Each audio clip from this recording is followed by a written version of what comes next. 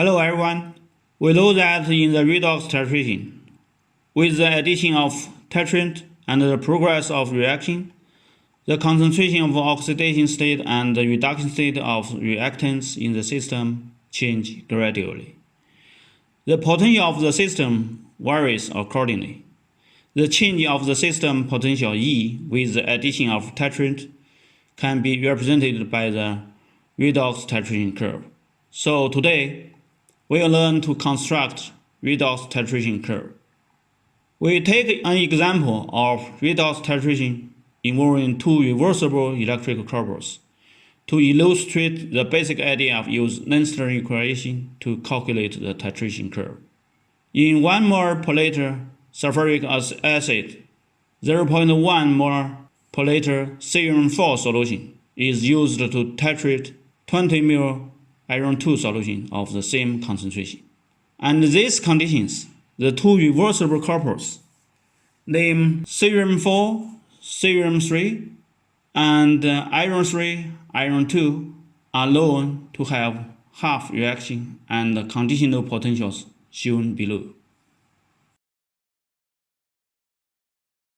The reaction of titration is: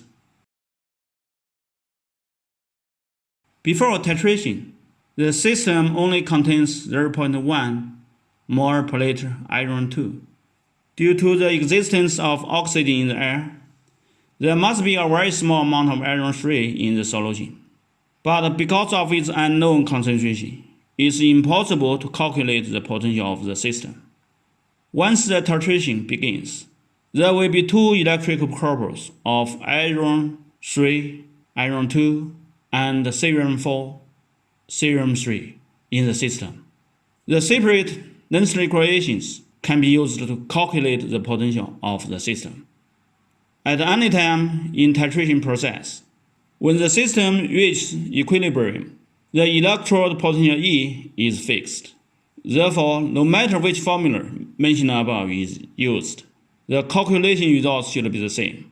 The formula can be chosen according to the different conditions for convenience, or the two formulas are used at the same time. As a result, the titration process is divided into 3 stages. Stage 1, the titration process after the beginning and before the stoichiometric point. At this time, the added cerium-4 is almost converted completely into cerium-3, and the concentration of cerium-4 is too small to be obtained. Therefore, the equation of iron redox couple instead of cerium couple is used to calculate the potential E of the system. The analytic concentration of products iron 3 and cerium-3 are equal at any time. For example, when 19.98 ml cerium-4 solution is added, the analytic concentration of iron 3 and iron 2 can be calculated respectively. At this time, the potential E of the system is 0.86 volts, according to Lenzner equation of the iron redox couple. Stage 2, titrate at the stoichiometric point. At this time, 20 ml of cerium-4 solution is added, and because both cerium-4 and iron 2 have reacted quantitatively, their concentrations are too low to calculate.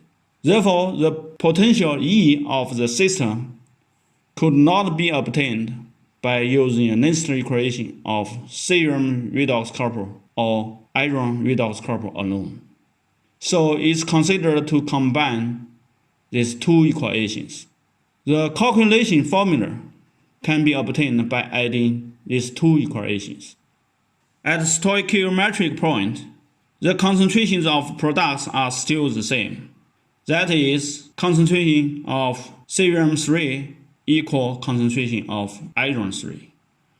On the other hand, as reaction between cerium-4 and iron 2 have completed quantitatively, there are a very small amount of cerium-4 and iron 2 in the solution, which are actually the result of reverse reaction. So the amount of the two substances must be equal.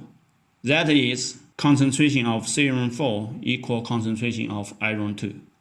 Therefore, the numerator in the logarithm is equal to denominator in the formula. The system potential equals to the sum of conditional potentials of the two redox couples divided by 2. That is 1.06 volt. Stage 3.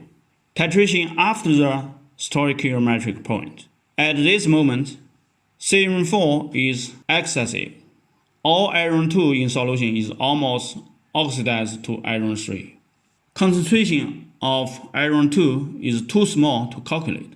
Therefore, it is not appropriate to use equation of iron redox couple, and the equation of cerium redox couple should be used to calculate Z.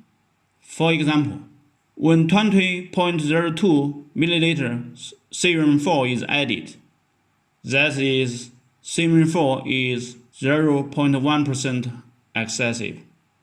The concentrations of cerium redox couple are expressed as follows.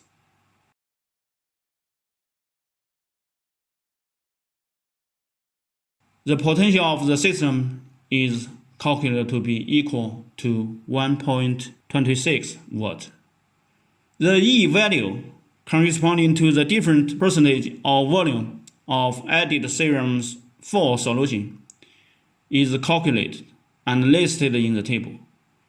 It can be seen from the table that from the point where 0.1% iron 2 remaining before stoichiometric point to the position where 0.1% cerium 4 after stoichiometric point, the potential increases by 0.4 volt, and there is a considerable jump range.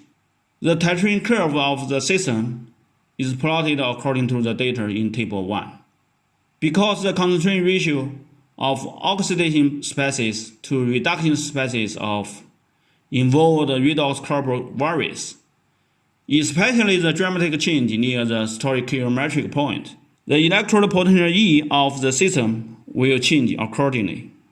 When 10 milliliter cerium 4 is added, the potential of the system is exactly equal to the conditional potential of iron redox couple. When the added cerium 4 is 40 milliliter, the potential of the system is equal to the conditional potential of the cerium couple. Obviously, the larger the difference between the conditional potentials of the two redox couples, the greater the potential jump near the stoichiometric point. How large the conditional potential difference of two redox couple is to make the jump range obvious in the titration curve.